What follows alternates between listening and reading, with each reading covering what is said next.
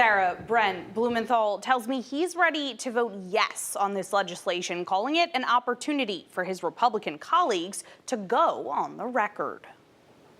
It is about families, it's about individual choices, and about privacy. Senate Democrats gearing up for another vote on the Right to IVF Act. They're going to be given the opportunity to go on record whether they favor a family's right to try to have children. Republicans blocked the legislation back in June, but after comments from former president and current nominee Donald Trump, Senate Democrats want to force their colleagues across the aisle to go on record. I challenge them to do the right thing for the sake of their own families. The Right to IVF Act is made up of 4 bills meant to ensure IVF access nationwide and make the procedure more affordable. The Right to IVF Act really comes out of the Alabama Supreme Court's really shocking decision earlier this year to call embryos extrauterine children, essentially banning IVF in Alabama. Rebecca Hart-Holder, president of the group Reproductive Equity Now, says her family benefited from IVF,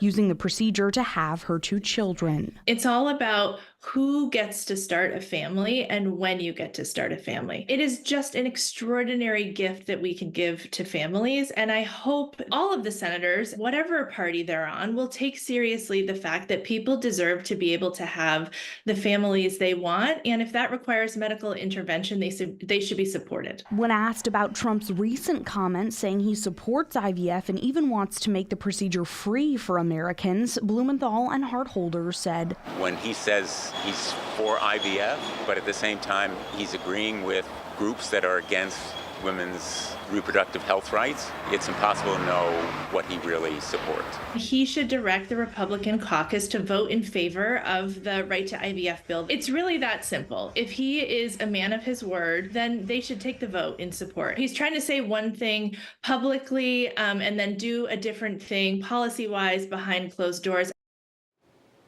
Now, like the previous legislation brought up back in June, this bill does face steep odds in the Senate. Just 2 Republicans voted in favor of it last time. Blumenthal tells me he's hearing again most Republicans are planning to vote against the measure. Sarah, Brent.